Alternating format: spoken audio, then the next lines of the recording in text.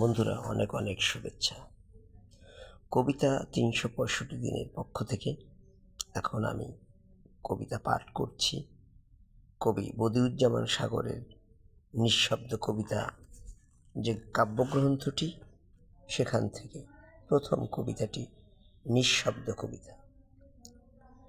নিঃশব্দ কবিতার অন্তরের অন্তরা, কষ্টের ফানুষে আঁকা, অন্ধের সৌন্দর্য দেখার ব্যর্থ মানুষ গড়া, প্রাকৃত কবির আদতে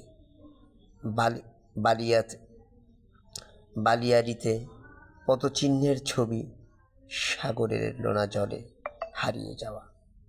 তারপরও রক্তক্ষরণে কবি রচে কাব্য, ঘুমহীন বিছানায়, হৃদ পাতায়, কালিহীন অক্ষরবিহীন, শুধু শব্দের পর শব্দ, নেই পাঠক শ্রোতা কবিতার করিডোরে।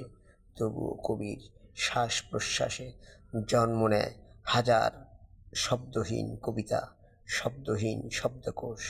নিঃশব্দ কবিতার কবি একদিন চলে যাবে, নিঃসঙ্গ রয়ে যাবে অন্তরের অন্তরা, নামহীন পদহীন, নিঃশব্দ নিঃসঙ্গ নির্জনে। ধন্যবাদ সবাইকে।